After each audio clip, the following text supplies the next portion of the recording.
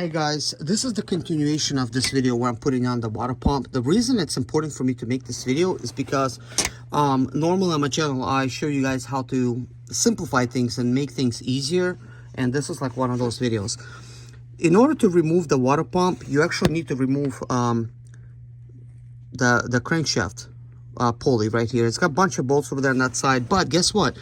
To remove it, you also got to remove the belt. Well, guess what, guys? I did not remove the belt or the crankshaft pulley, and I did replace the water pump, as you could see.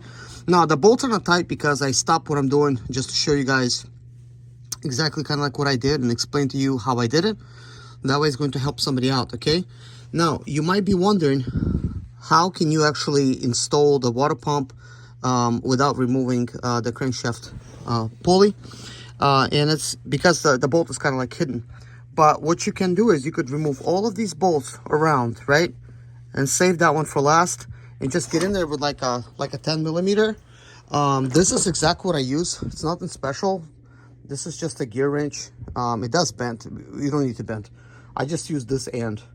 And you just slowly have to kind of get it undone from the side. So I worked specifically from this side. In order for me to do that, I needed to remove the tensioner.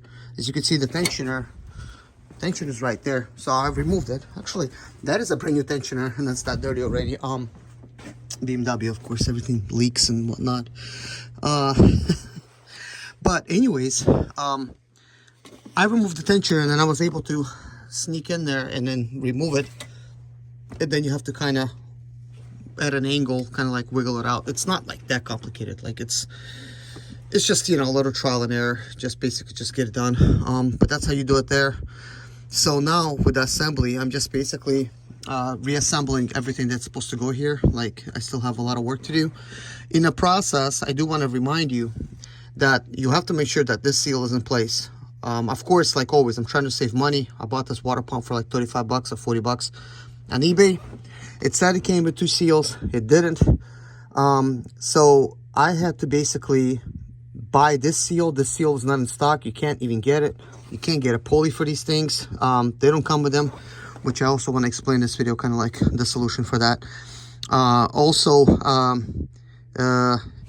Yeah, so they don't sell the pulley. They don't sell the seal. However, when I told them the seal that I wanted, this is the seal that they sold me, okay? This is basically what they sold me. So that seal goes onto that pipe. But since I did not need to remove that pipe, did not need to disturb it, I left it alone, because when you don't mess with something, you might not need it. But this particular pipe does not have a seal on it. And even though not using any special books or whatever, I have, you know, like the old data software to try to do this. But as you can see, there's no seal here. It's just slides in, kind of holds with plastic. So there is no seal that goes on that end. All right, moving on. I do want to explain this other thing. So, about the pulley. This is an aluminum pulley. This is a smaller pulley than the original. The original pulley is going to be like this much longer, okay?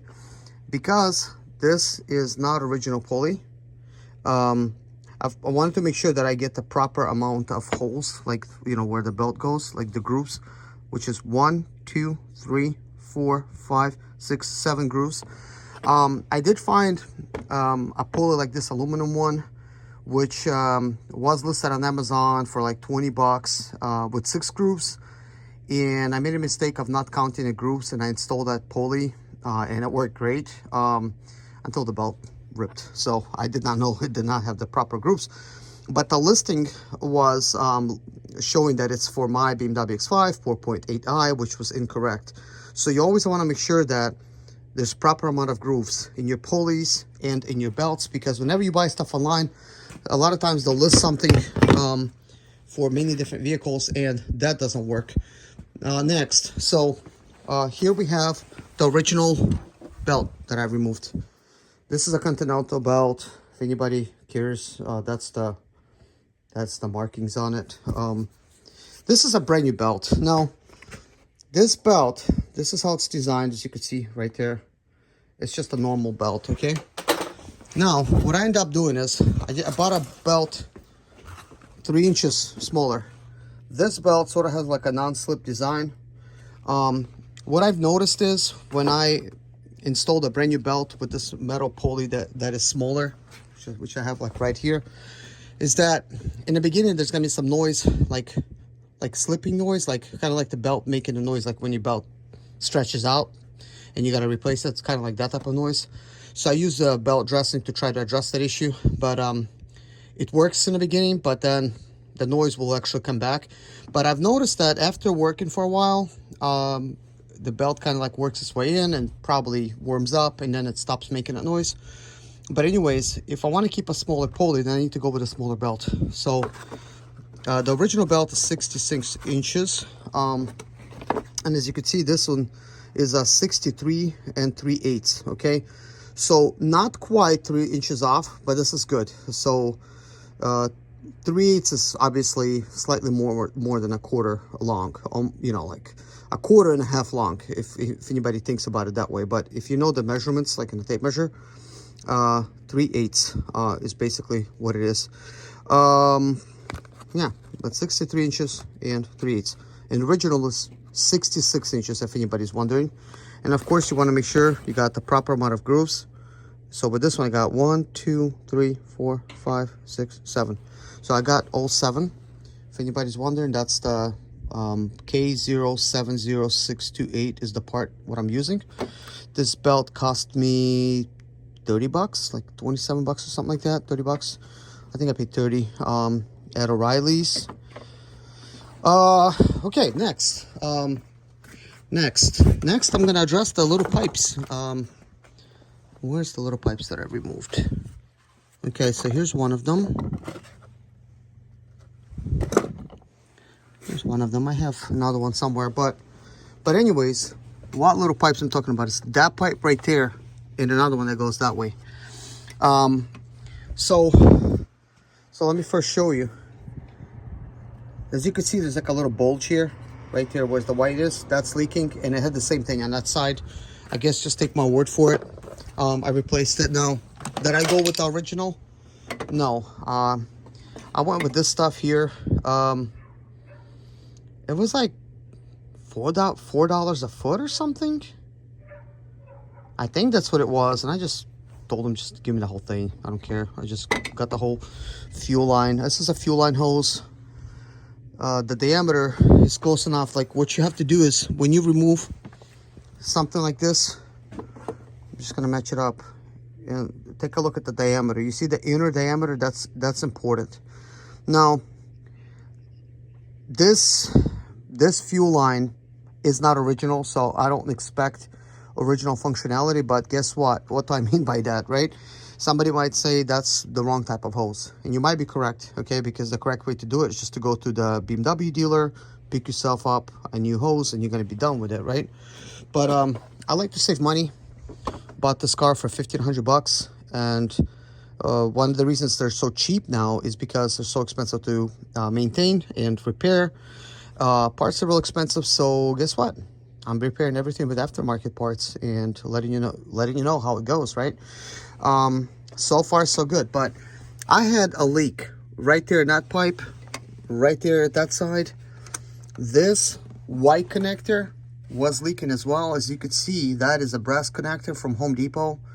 It is a 3/8, I believe. I did make a video about it. I believe I have it posted on my channel.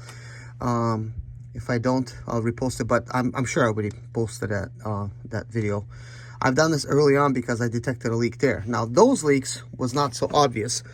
So what I ended up doing is I added Blue Devil, which is a head gasket fix. Now, that is an expensive method to find out what's leaking.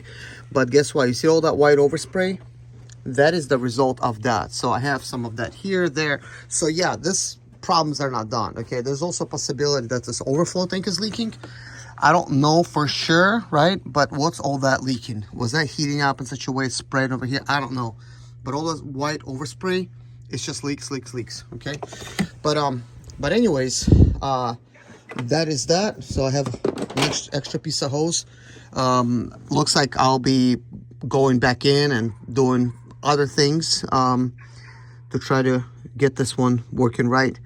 But right now what I'm going to end up doing is I'm going to go ahead and tighten up all of these bolts, make sure they're all tight. I believe they're like 7 Newton meters, but I'm gonna just tighten up by hand with a good feel, because this is going into aluminum. You want to make sure you don't overdo it, okay? And of course, I have the water pump, excuse me, the thermostat, like right here. There's the thermostat. Those things really get stuck in there. I might just go ahead and leave that one. It's been working fine. I don't have any issues out of this thermostat. Maybe it's been replaced before, I don't know. But it does appear to be a newer type of metal. But the water pump wasn't, and I guess like one of the reasons the water pump wasn't replaced is because it's just kind of hard to do it in this spot. There's just a lot that's going on. But anyways, I'm gonna go ahead and get this done.